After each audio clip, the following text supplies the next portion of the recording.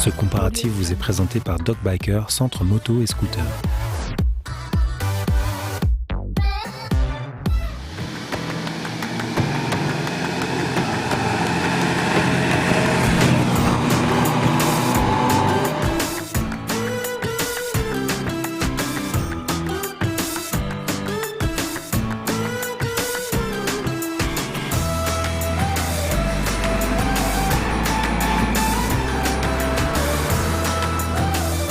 Bonjour à tous, bienvenue dans ce nouveau déo et débat avec Mehdi Bermani. Salut, ça va bien? Bah écoute, ça va bien et toi Eric? Écoute, ça va bien aussi, ouais, ça En va forme bien parce que oui, en forme parce qu'on va parler de moto qui me donne envie de pas m'arrêter de parler.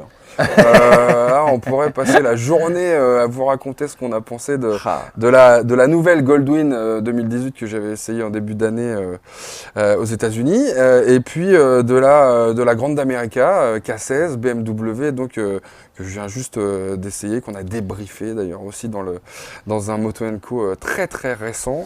Mais là, on avait envie de les faire s'affronter un petit peu tous les deux parce que à un moment ou à un autre dans la vie d'un essayeur, il faut essayer ces deux motos et c'est ce qu'a fait Mehdi. Et du coup, on peut en parler un peu savamment tous les deux et ça, c'est vachement bien.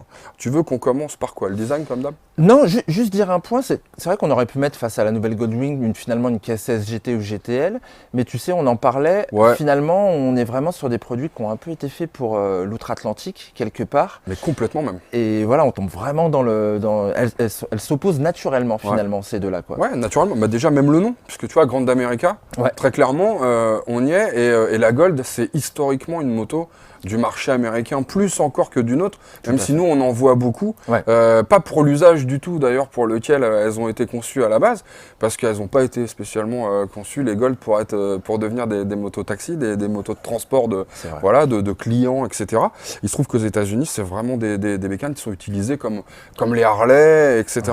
Et la Grande America, c'est vrai qu'elle a été conçue dans cet état d'esprit-là, plus que la GTL, bien plus que la GTL, et c'est ce qui fait qu'on a voulu les faire s'affronter très clairement, et ça se justifie grandement, et ça vous allez pouvoir le constater dans les minutes qui viennent, parce qu'évidemment il y a beaucoup de points communs, et il y a aussi pas mal de différences, et pas des moindres. D'un point de vue purement design, je suis pas persuadé que ça soit... Enfin, c'est marrant parce qu'il y a une philosophie commune, je trouve, quand même. Bah, on sent encore l'inspiration américaine dans les lignes. Déjà, sur cette BM Grande America dérivée de la Baggers. Donc là, on est sur un produit qui leur plaît à eux. Le coloris, je suis pas certain que ça tilte. Je sais pas, mais apparemment, ça plaît. Moi, il y a pas mal de gens qui m'ont dit, putain, elle est sympa, cette moto, elle est belle, c'est vrai, sympa la couleur. Ouais, moi, j'ai été un peu surpris parce que j'avoue que moi, le jaune comme ça, ça serait pas mon premier choix. C'est un petit peu... bon, elle existe en noir aussi, mais c'est pas tant ça. Mais tu as raison, j'ai lu ton article, et puis on en a discuté ensemble. Quand tu la regardes un petit peu 3/4 arrière, avec toutes ces malles, tu as l'impression de voir une vision, une Victory Vision. Et je trouve que c'est vrai, on est vraiment dans ce style-là. Bon, c'est quand même assez bien fait avec tout l'éclairage là que tu retrouves. C'est super haut de gamme. En plus là, donc sur la Grande America, tu retrouves un feu stop qui est intégré dans le top case. Et quand tu regardes bien, ça suit vraiment une ligne avec ceux que tu retrouves, les feu stops que tu retrouves directement intégrés dans les valises. Franchement, c'est soigné, mais comme souvent chez BM, c'est bien fait, c'est propre. Et je préfère ça plutôt que les pots, la finition des pots et la forme des pots que je trouve pas terrible. Et puis on les voit bien parce que, bon, à la base, c'était censé être une Baggers, donc avec l'arrière un petit peu rabaissé. Ils l'ont rabaissé par rapport à la K16. Moi, je trouve pas assez. Bon, cela dit, en termes de dynamique, on voit l'avantage que ça peut avoir également parce que là, on n'est pas sur un custom, on est sur une moto, on en reparlera après, mais qui a des aptitudes quand même un petit peu impressionnantes. Mais du coup, je trouve que niveau style, je sais pas, moi, le style de la Gold me plaît un petit peu plus. Ça me rappelle une certaine CTX 1300 qu'ils avaient sorti il n'y a pas très longtemps. J'aimais bien l'ancienne qui était assez couvrante, mais là du coup je trouve que ça la rend plus moderne, plus fluide. Je trouve ces lignes plus actuelles, moi. Je viens sur la Goldwing là. Mais alors tu vois, je suis assez d'accord avec toi sur sa modernité, etc. Mais tu vois, je trouve qu'en termes de design, je la trouve très belle. Tu vois, je la trouve très belle, honnêtement, la Gold, je la trouve très belle.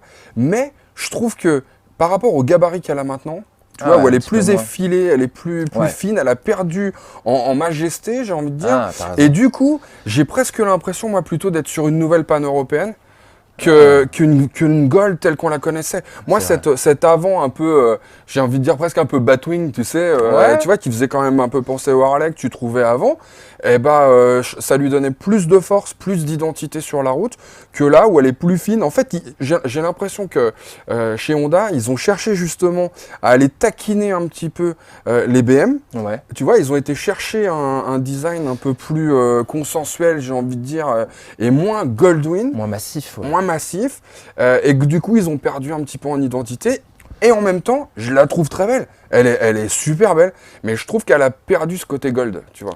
Ouais. Moi peut-être ce qui me séduit plus, c'est peut-être l'aspect nouveauté, alors que sur la Grande America, cet avant, je le connaissais déjà sur la partie K16, même s'il évolue quand même un petit peu, c'est vrai qu'il y a peut-être, je trouve moins de fraîcheur finalement sur ce design. Phare.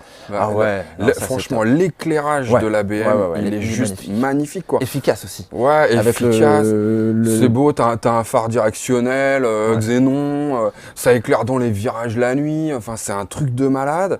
T'as ces feux de jour à LED qui lui donnent une tronche de hibou, là. Tu peux pas la louper. Si, comme celle qu'on avait nous à l'essai, t'as les deux petits phares additionnels. Quand t'as les deux petits ronds, les deux petits phares additionnels, dans un rétro, tu ne peux pas la manquer, quoi. Ouais.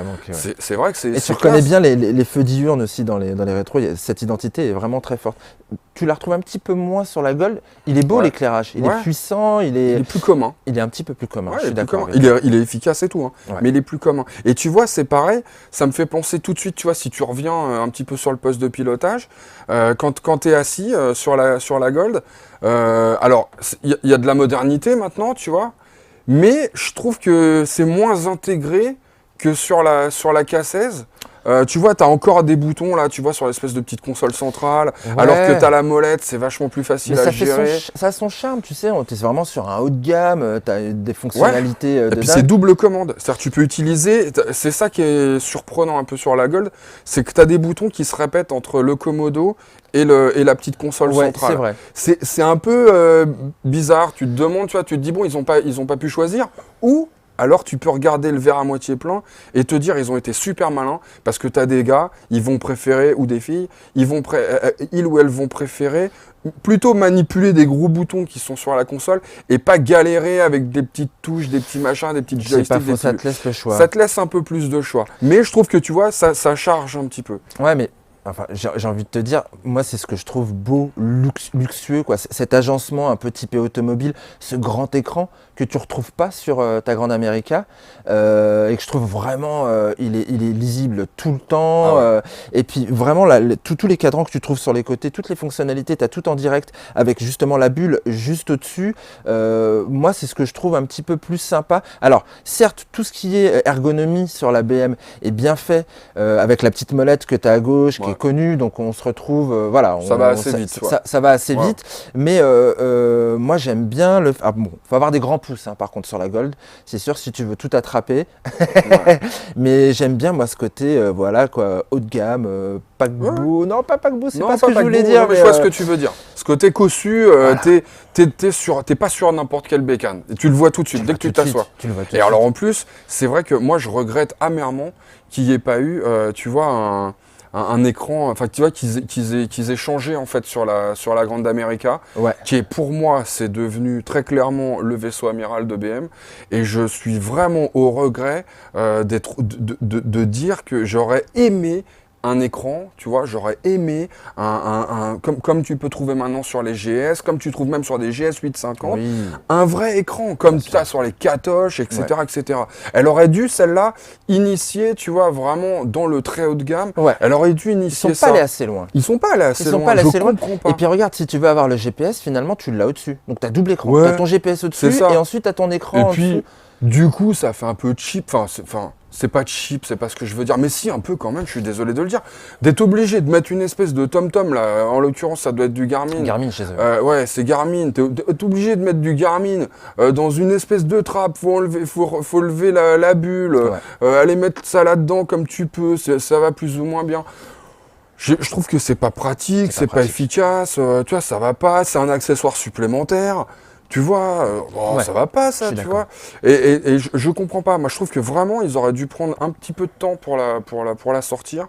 Tu vois, plutôt que d'enchaîner direct la bagarre, ou à la limite, c'était acceptable. Je trouve que sur celle-là, qui est vraiment majestueuse, non, on aurait dû. Ça y est, là, ils auraient dû initier un nouveau tableau de bord avec un grand écran, avec des fonctionnalités, limite du tactile, des trucs, je sais pas, surtout du BM, quoi. Surtout pour les States, on connaît les clients comme ils sont attentifs à ce genre de détails.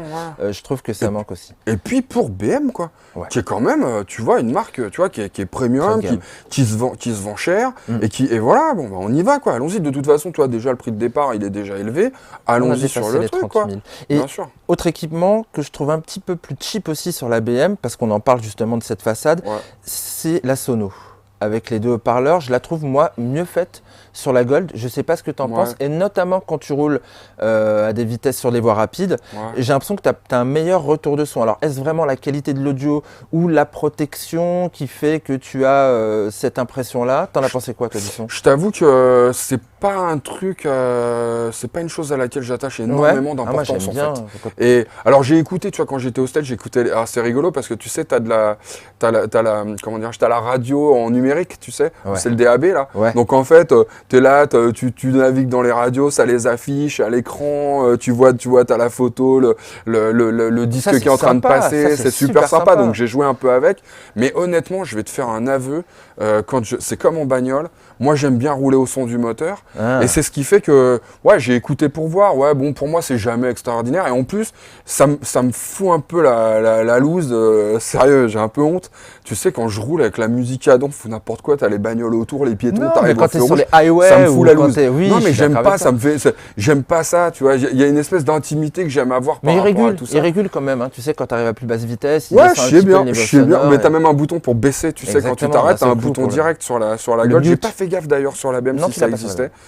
Sur la Gold, t'arrives, clac, tu te coupes à un niveau sonore vachement moins élevé. Non, mais tu vois, bon, si t'es un fan comme moi de Chantal Goya, bon, à un moment, t'as pas envie que tout le monde le sache. Je comprends. Voilà, quoi. C'est ça. C'est le matin, un lapin. Toi, bon, t'as l'air un peu blaireau. Surtout au Texas. Et donc, tu sais, les chasseurs et tout, bon, faut se méfier quand même. Donc, voilà, je la joue cool. Mais, j'avoue que j'ai pas prêté une grande attention à ça. En revanche, j'ai prêté de l'attention à ce que tu vois de la fourche quand tu es assis au guidon de la Gold. Je te l'avais dit en revenant des States, je t'avais dit, la fourche, elle est géniale parce que cette espèce d'ersatz un peu quand même de duo lever, il faut pas se voler à la face. Bon, il y a un terme, c'est employé chez BM depuis très longtemps, on connaît le truc, donc c'est vrai qu'on a un peu la sensation qu'on a légèrement pompé sur le système. Des systèmes à double triangulation, etc. Il n'y a pas 500 000 façons de faire, donc ils n'ont pas pompé, ils ont juste utilisé une techno qui existe et qui fonctionne hyper bien.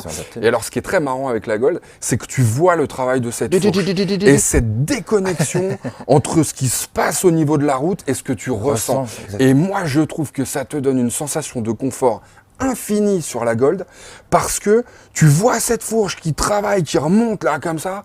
Et toi, tu bouges pas d'un millimètre. Mais pour moi, tu vois, ça filtre un petit peu les sensations. Légèrement. Je trouve que tu perds un petit peu du feeling de ce train avant. Bon, passer quelques kilomètres, tu vas très vite, tu as confiance en fin de compte. Tu as très vite confiance là-dessus. Mais tu perds un petit peu de ressenti par rapport à l'ancienne. Je suis content que tu le dises, parce que c'est quelque chose que j'ai ressenti aussi, là-bas et ici, quand on l'a repris tous les deux. Alors tu sais, je me demande, parce que bon, avec la Gold, c'est pareil, on est obligé d'en parler tout de suite, puisqu'on aborde le sujet. Il y a aussi une déconnexion avec la route, où alors là, en plus, tu as des mouvements assez surprenants, de louvoiement, l'avant qui se balade. De louvoiement, c'est un petit peu comme si tu étais sur un pivot comme ça, et qu'elle se balade comme ça un petit peu sur le côté, c'est assez perturbant. Et tu vois, et maintenant que j'y pense, c'est vrai que tu as parfois un peu cette sensation aussi avec la Gold, et qu'effectivement, suspension pilotée, c'est censé s'adapter à la façon dont tu roules. Donc ça se durcit si tu avoines un peu, que tu deviens un peu agressif, c'est censé se durcir. Si tu roules à la cool, c'est censé se ramollir. Moi, je pense qu'il y a un temps de latence. Il y a des moments, tu vois, où ça sait pas trop comment ça doit gérer l'histoire. Parce que si tu roules comme un naze, tu vois, sur une route un peu dégradée, bah du coup, elle se durcit parce que tu roules un peu fort. Sauf que sur du dégradé, bah faudrait au contraire assouplir un petit peu pour compenser, tu vois, les irrégularités de la route. Ça le fait pas, donc ça se balade un peu. Mais ça n'empêche que sur la Gold, je trouve que, alors à vitesse constante autoroutière à partir de 200 km/h, ça va tout seul, alors que sur la K16, sur la Grande America, il y a un phénomène assez surprenant là de... Je comprends pas. Ouais, c'est vrai. C'est vrai, mais c'est vrai que quand tu es à haute vitesse, hein, tu le ressens vraiment à haute vitesse. En revanche, pour moi, cette K16, elle a quand même grand intérêt quand tu es dans le sinueux sur le réseau secondaire, parce que là, on va vraiment avoir une différence de train avant. Oh là là. Elle attaque. D'ailleurs, c'est un peu frustrant, ces repose-pieds qui frottent assez vite. Légère, mais du coup, là, tu as un feeling de l'avant. Oh là là. Moi, j'adore le feeling de cette... Alors, en plus, quand tu es ambiancé par la mécanique, la poussée qui t'amène, et puis les freins tiennent. Enfin, voilà, on a vraiment quelque chose... je trouve qu'elle a un deuxième visage qui n'a pas forcément la Gold. Alors, moi, j'avais l'impression que la Gold était du coup plus lourde. Mais bon, on a regardé nos fiches techniques, il n'y a qu'un kilo de différence entre les deux. Donc, c'est pas du tout ça. C'est vraiment la géométrie de ce train avant qui fait que tu as cette sensation de sportivité sur la K16 que tu retrouves moins sur la Gold. Alors, j'ai regardé aussi nos fiches techniques. Il ne faut pas oublier que la Gold aussi, elle a une roue de 18 pouces à l'avant. Donc, elle a une cinématique qui est un petit peu différente, une inertie qui est un petit peu différente dans les engagements. Que je déteste pas. Je déteste pas. Et autant, tu vois, clairement, on s'est un peu fichu de moi dans les commentaires, je vous remercie, je vous retiens. Quand je dis que c'est presque sportif, la K16, la Grande America, je suis d'accord, je suis tout à fait d'accord. Ce train avant, il est incroyablement efficace. Je suis désolé de le dire. Tu fais ce que tu veux avec cette moto. Et que tu sois à 5 à l'heure ou que tu sois à 130, c'est pareil. Tu déclenches, tu vois, ton virage, mais comme ça, avec un souffle sur la poignée, c'est parti. Tu veux revenir, ça revient. Je trouve ça génial. Alors que la Gold, elle a cette espèce d'inertie un peu, tu vois, sur les déplacements. Mais alors, quand tu le maîtrises, quand tu anticipes avec la Gold, elle est soudée. Il n'y a pas un moment où tu es en panique. T'es au top. Il n'y a jamais quand même un moment où tu te dis ouh là c'est un peu bizarre. T'as une confiance. Et tu vois, je l'ai roulé sur le Rallye Club 14 où j'ai fait quand même 300 bornes par jour à chaque fois et je me retrouvais dans des groupes où j'étais avec des roadsters et les mecs étaient épatés de voir comme elle était dynamique et comme on pouvait rouler vite avec. Au départ, elle impose le respect. Forcément, faut la prendre en main. C'est une belle bête et puis visuellement, c'est vrai qu'elle en impose quoi. Mais dès lors que tu es sur l'angle, alors là, le maintien il est irréprochable.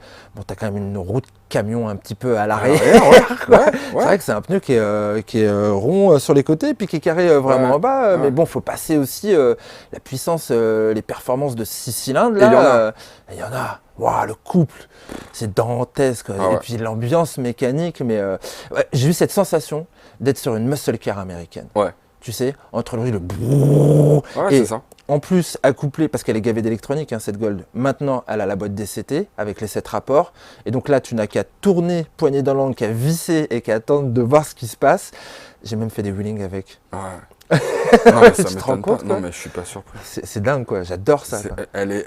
Moi, j'ai trouvé incroyable. Et tu vois, c'est là que tu te dis le 6 cylindres de BM qui est envoûtant aussi. Enfin, pas envoûtant. Il est enthousiasmant. C'est-à-dire que t'as ces bruits mécaniques un peu, tu vois, un peu métalliques, un peu, tu vois. Il a quelque chose de très, très sportif aussi, même dans la sonorité. Tu vois, il prend des tours, il va vite, tu sens qu'il est là, il est présent, il y a ce feulement là. Voilà, tu as parlé de ce feulement. C'est vrai, il rugit comme une panthère ce truc, quoi. Il est top, quoi, tu vois.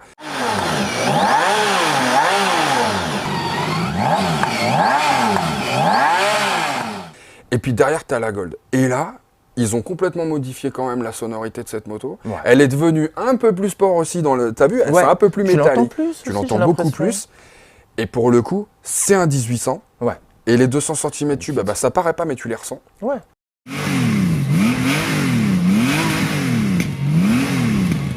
T'as plus de rondeur, quoi. Et quand tu mets la poignée dans le coin, je suis d'accord avec toi. Et là, on l'avait en DCT, comme moi je l'avais aux États-Unis en DCT. Je vous le redis, je crois que je l'avais déjà dit, mais en boîte méca, elle est méconnaissable. Elle ressemble à rien. Elle est pas sympa. J'ai pas compris pourquoi, mais c'est comme ça. Euro 4. Euro 4, et puis puis la gestion moteur, elle est différente. Toi, t'arrives pas à faire ce que fait la boîte DCT. Tu n'y arrives pas. Et du coup, t'as l'impression qu'elle est super creuse. Alors que c'est le même bloc. Donc, il n'y a pas de raison, mais tu n'arrives pas à le faire. Et alors moi, franchement, essayez si vous avez l'occasion entre une DCT et une boîte méca sur la Gold, essayez et dites-moi ce que vous en pensez. Celui qui me dira, franchement, je me suis régalé comme une bête en boîte méca, bravo, chapeau, tiens, je te colle une bise. Parce que franchement, je comprends pas. Et c'est à se demander si Honda l'a pas fait un peu sciemment pour vendre de la DCT, quoi, tellement... Quand tu l'essayes en DCT, c'est un truc de dingue. C'est un foudre de guerre. Tu pars au feu rouge, tu mets la poignée dans le coin, t'es en mode sport, tu burnes quoi. Moi, j'en revenais parce que t'as plusieurs modes. Tu peux jouer sur un mode drive à la cool et après passer en sport avec justement des rapports plus courts aussi, comme on connaît justement sur la gamme. Carrément. Et moi, question que je voudrais te poser, rapport à cette transmission, t'aimes pas plus la transmission classique de la BM là sur notre comparatif, accouplée au shifter pro up and down? Parce que finalement, t'as qu'à passer la première et après, c'est un petit peu le même temps. Enfin, t'es plus actif finalement sur la transmission. Ouais, alors, tu peux jouer du frein moteur, c'est toi qui commandes. Tu vois, plus ça va, plus je me dis c'est bien le shifter. C'est super bien le shifter. J'avais du mal au départ et d'ailleurs, tu vois, c'est encore un peu le cas. Au début, j'ai des rechutes, quoi. Tu vois, je fais des rechutes. C'est-à-dire que j'ai quand même envie de jouer de l'embrayage quand tu vois. Mais du coup, je me dis, avec une bécane comme ça, qui est faite pour rouler longtemps, loin, pas forcément pour arsouiller, au final, une DCT, ça justifie vachement, quoi. Moi, je trouve que c'est super cool. Et puis, si tu as envie de déconner un petit peu, tu peux aussi. Enfin, je veux dire, t'as toujours le plus, le moins. Si tu as envie de rentrer un rapport, tu peux toujours. La seule chose, c'est qu'au lieu de travailler avec le pied, tu vas travailler avec les doigts. Enfin, honnêtement, où est le truc? Mais des fois, il y a quand même des réactions de DCT, tu sais.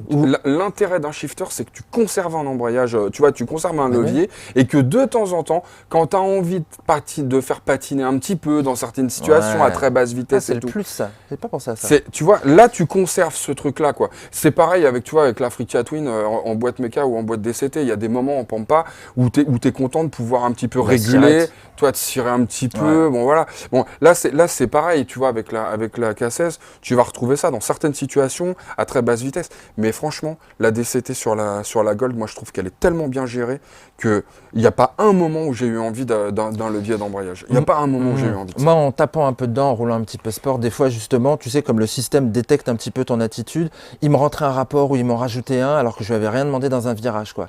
Et ça me l'a toujours fait. Ça me le fait de moins en moins. Hein. Je trouve que le DCT est de plus en plus abouti. Mais ça m'est arrivé quand même une ou deux fois. Bon, après, l'avantage sur ce gros moteur, c'est qu'il y a quand même du frein, il y a de la gestion, et puis il part très tôt. C'est vrai, tu vois, par exemple, tu vas partir sur des 3000 tours, alors que tu vas peut-être être 2000 tours plus haut sur la BMW. Et donc, tu as vraiment cette sensation de rondeur accrue là, sur la Gold que tu as moins sur la BM. Ouais, c'est vrai. Et puis, alors, il y a un truc aussi, c'est... Ce que j'ai trouvé très très bien moi dans cette DCT, c'est que maintenant elle est de plus en plus intelligente et que elle est capable à un moment effectivement ce que je reproche un petit peu sur la suspension, au contraire je l'encense sur la boîte DCT parce que la DCT elle est capable. Quand tu commences tu te mets en mode, tu vois, route normale, tu vois, tranquille, je suis pépère. Tu veux ressouiller un peu, au bout de quelques secondes, elle comprend que tu es en mode attaque. Et elle modifie son comportement pour envoyer les rapports de plus en plus tard, tu vois, et pour les rentrer de mieux en mieux quand tu commences à freiner. Et tu vois, elle te les rentre bien, tu vois, tac, tac. Et si tu te mets en mode sport, tu restes en mode sport, tu vois, en mode qui est vraiment très dynamique, mais tu roules à la cool, et bah du coup, elle va quand même te passer les rapports assez rapidement, tu vois, pour garder le couple et puis consommer moins. C'est hyper intelligent. Et ce temps d'adaptation, il est vraiment très acceptable, quoi, tu vois. Ça met pas très longtemps à comprendre que finalement, tu as envie d'y aller. Et c'est important parce que, tu vois, tu te retrouves dans une situation où il faut que tu doubles ou n'importe quoi. Eh ben, elle va comprendre. Si tu ouvres à fond, elle comprend. Ok, là, il faut que je me mette en mode, je te donne tout de suite parce que tu as envie de doubler. Et c'est vachement appréciable. Non, moi, je suis assez convaincu par la DCT, je reconnais. Moi, ce qui m'a juste déçu, c'est qu'elle reste dans les tours en fait, tu sais. Elle reste longtemps dans les tours et le bruit, je trouve, en sport exactement. Et le bruit est un petit peu dérangeant finalement de ce gros 1,8 litre quand tu as dépassé les 5005, 6000 tours. Il est très présent, j'ai l'impression que tu lui fais du mal, quoi. Donc tu as tendance à la poignée à taper sur le plus pour remonter justement et redescendre dans la bonne plage, dans sa zone de confort, je trouve, qui est vers les 4000 tours minutes, quoi. Ouais, mais tu vois, tu peux adapter, tu vois, c'est ça qui est... à la limite, tu vois, si tu te dis, ah putain, en ce moment, elle me casse les oreilles pour une raison ou pour une autre, Tu te remets en mode road là, enfin tu vois en mode route là, je sais plus comment ça s'appelle, je me souviens plus, en drive peut-être. Ouais. Oui, mais le niveau, tu sais, tu as des niveaux rain, etc. Oui, c'est road. Je me souviens plus, je crois que c'est road aussi. Parce que avec la Gold, enfin avec la KSS c'est pareil, c'est un road, cruise. Hein. Tu peux redescendre, tu peux redescendre le volume aussi, parce qu'en plus quand tu te mets en mode sport, elle est plus bruyante. Ouais. Elle est vraiment plus bruyante. Ouais, elle est plus parce qu'elle va prendre plus de tours, parce que voilà. Donc c'est encore adaptatif ça, tu vois ce que je veux dire. Mais toi, tu peux le faire. Alors que quand t'as une moto qui de toute façon gueule pour un oui, pour un non, t'auras beau faire ce que tu veux, à moins de réduire ta façon de rouler. Tu vois, alors que c'est vrai que là, quand tu restes en mode, sport, elle fait du bruit. Ouais, Bon, et un truc qui est pas mal, c'est le freinage sur ces deux bécanes. Ah ouais. Là, on peut difficilement les départager parce que c'est quand même ultra mordant. En même temps, t'as vu comment c'est équipé. C'est super équipé. Du délire, il y a du gros matos. Alors, t'as deux disques, tu vois, c'est du 320 à l'avant, un disque de 320 à l'arrière sur la BM. Ouais. Et t'as 320, 316 sur la Gold. Sur la Gold. Donc ça se joue à peu de choses. Ouais. Et c'est du lourd. C'est du lourd de chez lourd. T'as du 6 pistons. Ouais, c'est ça. Donc c'est juste incroyable. Même le paramétrage de rien à l'assistance. faire. Le paramétrage de l'assistance, il est juste parfait. Tu peux tout régler au pied, en fait, finalement. Ouais. Tu conduis beaucoup au pied sur ces bécanes. Énormément. Et c'est fait pour. Hein. C'est des motos qui se conduisent au pied. Ça se sent. Hein. Et ce qui est super étonnant, c'est que autant ça se conduit au pied, autant si tu veux te servir que de l'avant pour y aller un petit peu, eh ben tu peux aussi. Et tu as une vraie puissance et tu as un vrai feeling dans la poignée. C'est top. Ouais, et puis des bécanes qui restent super stables, quoi. Les assiettes, là, on peut pas dire grand-chose, quoi. Ça bouge pas. C'est extraordinaire. C'est impressionnant. Et même, tu vois, quand t'es déjà sur l'angle, etc., c'est tellement bien géré tout ça. T'as des ABS actifs en courbe, t'as tout ce qu'il faut, quoi. Et pour le coup, c'est top, quoi, tu vois. Et moi, il y a un truc que j'ai trouvé vachement bien, c'est la nouvelle gestion du frein, tu sais, sur la Gold, qui en fait s'adapte, pareil, c'est encore des choses qui sont très intelligentes. Ça s'adapte en fonction de la façon dont tu conduis. C'est-à-dire, si tu tapes dans le frein comme une brute sur le frein arrière, dès qu'elle va commencer à sentir que c'est pas suffisant, elle va t'en mettre sur l'avant, quoi.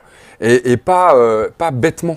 C'est-à-dire que tu vois, c'est un petit peu comme avec certaines bagnoles qui sont, tu vois, avec des transmissions intégrales, mais qui privilégient soit l'avant, soit l'arrière. Et puis quand tu as besoin, elle rebascule du couple sur l'avant ou l'arrière. Là, c'est exactement pareil. C'est-à-dire que, sur la Gold, hein, qu'on s'entende bien, le CABS. C'est le CABS? Bah écoute, non, c'est DCBS. C'est le DCBS. CABS, c'est l'ancien système. Le DCBS, c'est un système intelligent aussi qui va, en fonction vraiment de ce que tu lui demandes, adapter la pression à l'avant, à l'arrière sur la pédale. Honnêtement, c'est redoutable d'efficacité. Moi, j'ai trouvé le freinage de la Gold impérial. Vraiment. Ouais, c'est pas mal. Vraiment. Marche arrière, t'en as pensé quoi? Marche arrière, alors c'est rigolo, c'est deux systèmes différents. Je préfère celui de la Gold. Ouais, moi que je trouve mieux fait. Il n'est pas évident à capter au départ. Non. Sur les instructions qu'on te donne en plus sur la planche de bord et tout. C'est pas évident à comprendre, mais je le trouve plus efficace parce que ça se fait à la poignée. Ouais. Tu vois, tu vraiment t'accélères et ça recule. Exactement. Alors que sur la BM, il faut appuyer sur le démarreur, ce qui n'est pas du tout intuitif. Il y a un bruit bizarre, quoi, électrique. Tu as un bruit électrique. Ouais. Et alors, tu as un bruit électrique, mais tu as vu que c'est alimenté par le moteur parce que tu as le régime moteur qui augmente. Alors, dans les deux cas, mais tu sens bien que c'est un peu bizarre sur la BM. Honnêtement, c'est un peu bizarre, c'est mieux que rien. Et c'est déjà juste exceptionnel d'avoir une marche arrière sur. On est content qu'il soit là sur les deux, on est content quand même. Plus que content, c'est impossible. 364 kilos, t'as le malheur d'être même sur du plat. Les reculer, c'est pas si simple que ça. Petit dévers et tout, machin. Surtout qu'au niveau des hauteurs de selle, on est à quoi? Je me souviens pas, moi. 780 sur la Grande America. 745 sur la Gold. C'est pas haut sur la Gold, c'est très accessible, t'as les pieds vraiment bien sur la Gold, je trouve. Ouais, mais tu peux pas les mettre devant, tu peux pas cruiser comme sur le truc. Et puis moi j'ai un problème, c'est que j'ai une sensation d'être enfermé sur la Gold. Tu vois, j'ai l'impression que mes pieds sont vraiment très proches des carénages et je me sens un petit peu. Je suis très bien assis, j'ai le dosseret qui me remonte très confortable, la position du guidon que je trouve très très bien, mais déjà je peux pas allonger les jambes, donc sur la longue durée, je trouve ça un petit peu dommage. J'aime bien moi l'esprit un petit peu cruising à la custom sur la Grande America que je retrouve pas là sur la Gold. Moi j'avoue que je suis pas fan de mettre les pieds en avant, donc ça me dérange pas plus que ça. En revanche, ce qui m'ennuie, c'est que du coup, comme t'as ces trucs là qui frottent par terre, ça me Voilà, tu vois. Et en plus, il y a un truc que je regrette amèrement sur la BM par rapport à ça, c'est qu'une fois que tu as les pieds en avant, tu es obligé de remettre le pied sur le repose-pied pour changer de rapport. Ce qui est juste insupportable parce qu'une fois sur deux, tu le loupes en fait. Tu vois, c'est pas très fun quoi. Alors, tu vois, tu prends sur une Harley par exemple, souvent c'est très bien fait. Tu as les commandes qui sont accessibles depuis. Tu vois. Mais c'est que du feed forward sur une Harley. C'est que du feed forward. Mais tu vois, il y a un moment, tu te dis, fallait choisir. Pour moi, fallait choisir. Ils ont choisi de laisser un truc classique, mais de te laisser la possibilité, si tu veux te détendre. Franchement, je le mets jamais. Et en plus, j'aime pas ça parce que souvent, t'as l'air qui rentre dans les dans les pantalons. Mais ça te sèche les mollets, c'est bien. Super, mais quand il caille, bon, ça va pas, tu vois, ça va pas. Non, ça va pas. Moi, je me pose une question, c'est si d'un seul coup, tu dois intervenir rapidement, quoi. C'est ça. Du coup, c'est ça. Quand t'es vraiment feed forward, il y a pas de question à se poser. T'as les commandes qui sont accessibles tout de suite. Donc la question se pose pas vraiment. Alors que là, elle se pose. Et ça me dérange un petit peu. Bon, en même temps, tu sais, tu chopes le frein, tu vois, t'oublies un peu qu'il faut passer, rétrograder des trucs. Quand t'es dans l'urgence, tu freines, point barre. Tu cherches pas à savoir si tu vas te caler, pas te caler. Tu vois, tu chopes le frein, donc bon, c'est... Voilà, en termes de protection, en revanche, tu vois, je trouve que la Gold, elle a perdu. Ah, tu trouves que la Gold a perdu? Ouais, la Gold, elle a grand perdu. Pare-brise et Ouais, mais grand pare-brise, mais il est vachement plus étroit. Moi, j'ai de l'air sur les épaules, mais c'est sur les pas parce coudes. que tu le mets justement à mi-hauteur, parce qu'il déforme un petit peu la vision de la route, non? Non, il est plus étroit que l'ancienne Gold. Alors du coup, tu sens vachement la différence, parce que tu peux pas t'empêcher de faire la comparaison par rapport à l'ancienne Gold. Bien sûr, donc, bien sûr. Voilà, tu sens que tu as plus d'air. Tu en as sur les épaules, sur les avant-bras, sur les coudes. Moi, j'en prends même sur les mollets. Les pieds, c'est limite si tu arrives à les planquer. Moi, je trouve que c'est un peu... tu as moins de protection. Alors que sur la Gold, la protection, je la trouve vraiment meilleure. Non, sur la BM, tu vois. Sur la BM, pardon, je la trouve vraiment meilleure. Ouais. Moi, ce que j'aime bien sur la BM, c'est les petits déflecteurs que tu peux rouvrir. Et c'est vrai que par grande chaleur, tu te guides le vent vers le buste. Et ça c'est pas mal fait. Ça, c'est une des différences avec la Bagger, d'ailleurs. Ouais. Parce que ces déflecteurs, le pare-brise est beaucoup plus grand que sur la Bagger. Et puis, tu as les déflecteurs. Tu as des petites modifications. Ça se remarque pas forcément comme ça de prime abord. C'est ceux de la K16. Sur la GT et la GTL, tu les avais déjà, ces ouvertures. D'accord, mais tu vois, ils ont quand même retravaillé au niveau de la protection pour la Grande America par rapport à la Bagger. Il y a quand même des modifications sur l'avant. Et du coup, c'est ce qui permet aussi d'être un petit peu plus à l'abri. Le seul truc, c'est toujours pareil avec les pare-brises, et je l'ai moins senti d'ailleurs peut-être avec la Gold, étonnamment. D'accord. C'est le bruit que génère un pare-brise.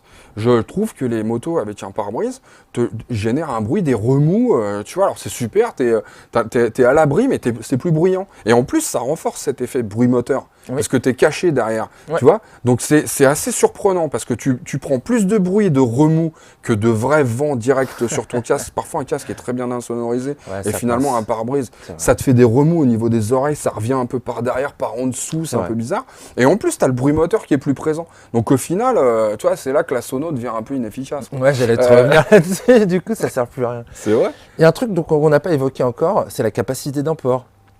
Et ça, dans les évolutions de la Gold, ça fait quand même mal. Même si tu peux toujours mettre deux beaux intégraux dans la malle arrière, c'est vrai que sur les côtés... Alors, deux beaux intégraux dans la malle arrière... Si, tu peux mettre... moi, le modèle que j'avais, on l'avait en double, je pouvais le mettre. Ouais, mais c'est pas... Attention, faut pas rigoler. On bougeait un petit peu, T'as pas intérêt d'avoir un gros casque. Hein. Ouais. Parce que tu peux plus... Moi, quand on était aux États-Unis avec un confrère, on avait mis nos deux casques. Moi, j'avais un modulable, tu sais, le Shoei, là, le Neotech 2. Et lui, il avait un autre casque. C'était limite quand même. Mais quoi. ça passe encore. Quoi. Ouais, en revanche, sur les côtés, impossible. Oui, sur les côtés, impossible. Alors qu'avant, si je ne m'abuse sur la Gold, t'en mettais sur les côtés. Et sur la BM, pareil. Tu peux pas mettre un casque dans les valises latérales. Moi, je trouve ça absolument inadmissible, quoi. C'est pas possible. Pour moi, c'est pas possible. Et alors, on va t'expliquer, on va te dire, ouais, mais le marché américain, tout ça, ils s'en foutent, parce qu'en fait, la capacité d'emport... Non, alors bon, peut-être, ouais. Et puis en plus, ils vont te dire, ouais, mais la capacité d'emport, en fait, pour les Américains, c'est pas très important, parce qu'ils mettent la moto sur une remorque, ils tapent 1200 bornes, 1500 bornes avec, tu vois. Et puis quand ils sont arrivés à destination, pour aller rouler devant Monument de Vallée, ils sortent la moto. Et puis, alors du coup, tu vois, les fringues sont plus petites, etc. En gros, ils te disent, ils achètent des grosses voyageuses, mais surtout pour pas voyager. Ouais, mais d'accord, les gars, mais nous, ici, en France, il y a des gens qui voyagent avec les motos. Et quand tu as payé 30 000 balles minimum pour t'offrir une moto comme ça, tu as envie de pouvoir mettre ton casque. Quand tu vas déjeuner, tu as envie de mettre ton petit casque dans ton top case. Tu as envie de le mettre éventuellement dans les valises latérales, parce que parfois, dans le top case, tu l'as déjà blindé avec la petite valisette, le petit machin, le petit truc. C'est dans les valises que tu veux les mettre. Et là, tu peux pas. Et ben moi, je trouve ça nul. Pour l'une comme pour l'autre, super point négatif pour moi. Même sur les petits compartiments qu'il pourrait y avoir ou qu'il y a, tu sais, au niveau de la proue, c'est un tout petit compartiment sur la Gold. Sur la BM, il n'y en a pas. Eh ben non, ça c'est pareil. Ça, c'est étonnant. Et puis même sur la Gold, tu n'as pas de prise 12 volts. Tu sais, devant ou de prise USB, si tu veux brancher ton truc, il faut que tu passes derrière. Ouais. Ça, c'est alors que la BM, elle en a 3. Elle en a partout. T'en as pour le passager, t'en as une devant pour toi et t'en as une dans le top case. Ouais. Là, franchement, ils ont fait fort. Après, tu sais, c'est les fameuses fiches DIN là, de BM que personne n'a. T'es obligé d'acheter des adaptateurs, des trucs, ça c'est pareil. Ouais, mais bon, bim, c'est encore, tu prends un petit billet là-dessus. Ouais, mais ça, c'est un peu agaçant. Ouais, mais elle est un petit peu moins chère ta BM par rapport à la Gold. Elle est un petit peu moins chère, ouais. Enfin, ça commence à 26 480 €. Non, mais nous, on n'avait pas une machine à 26 480 €. Moi, j'étais à 31 000 parce que quand tu mets les packs et personne ne l'achète avec rien. D'ailleurs, je vous défie d'en acheter une à 26 000 parce que je pense qu'ils la produisent. T'attends 6 mois. Ouais, c'est ça. Ouais. En fait, au moment où tu l'achètes, voilà. En fait, ils ont déshabillé une pour te la donner, quoi. Tu vois, à mon avis, c'est ça. Mais je leur reproche rien. C'est le commerce, c'est le jeu, c'est le jeu, ma bonne Lucette. C'est comme ça que ça fonctionne. Et plus on vend cher et mieux on se porte quand on est un constructeur. Et tant mieux, ça leur permet de développer des super motos derrière. Donc voilà, qui gagnent de l'argent. Vraiment, on va pas leur reprocher, bien au contraire.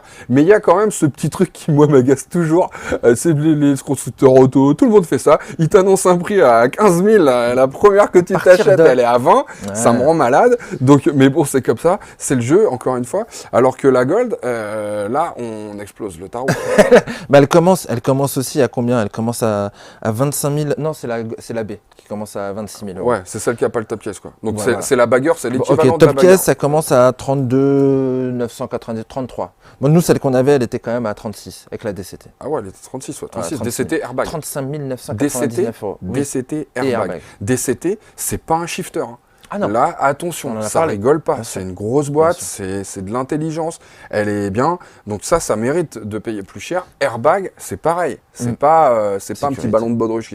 C'est une sacrée sécurité. 60. Donc ça explique la différence de tarif, quoi. Mais tu vois, la différence, elle n'est pas aussi impressionnante que ce qu'on pourrait croire d'ailleurs. Parce qu'au départ, quand tu te dis la BM, elle commence à 26 000 et l'autre, il faut que tu mettes 36 et t'as pas le choix. De toute façon, c'est ça peut pas être moins. T'as l'impression qu'il y a 10 000 T'as l'impression qu'il y a 10 000 € d'écart, ce qui est pas vrai. Parce qu'après, quand tu veux un équipement qui est à peu près similaire pour les deux, de toute façon, tu arrives à 30 000 facile. Tu dépasses les 30 000 pour la BM. Donc au final, tu as 5 000 € d'écart, mais tu as une DCT. Et t'as DCT qui n'est pas non plus fabriqué à des milliards d'exemplaires en termes d'économie d'échelle, etc. Désolé, je suis un peu technique là-dessus, mais à un moment, ça coûte cher une boîte DCT. Et quand on ne produit pas des wagons et des wagons et des wagons, bah, tu n'arrives pas à réduire le prix. Donc ils essayent de la mettre à droite à gauche justement pour réduire le coût de la machine. Mais n'empêche que voilà, c'est mais là c'est dur, tu peux pas t'en passer sur cette bécane. Mais non, tu peux pas. Mais ça serait une erreur.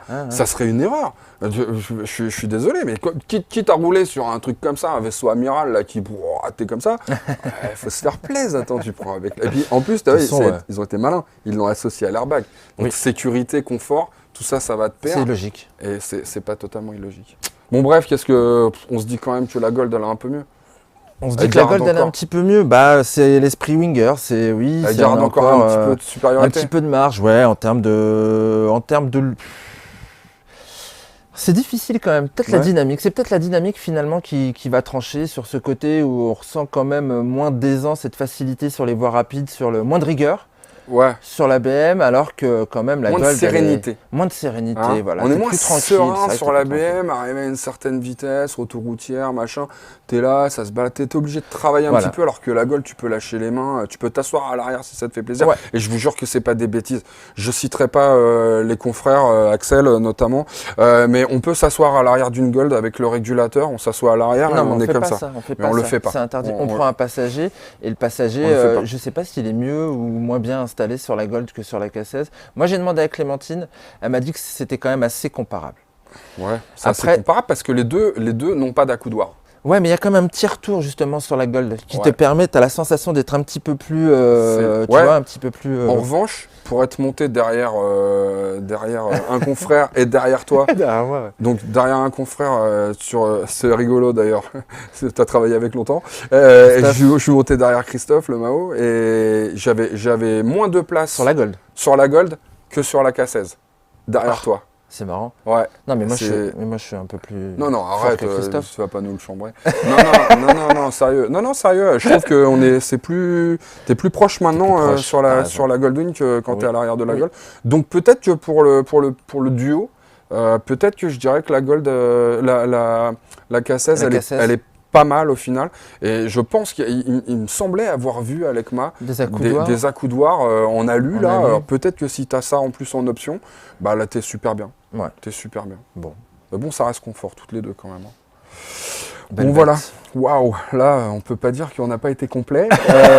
C'est clair, mais elles sont passionnantes ces motos. Mais carrément, carrément. Bon, on se retrouve quand nous? On se retrouve bientôt. Moi je te retrouve tout à l'heure. On se retrouve tout à l'heure et puis on se fait des petits essais et puis vous vous abonnez toujours. Je vais le répéter à chaque fois mais c'est important. On met des pouces et tout ça. Et puis on se retrouve à très très bientôt. Voilà, allez salut, à plus tard.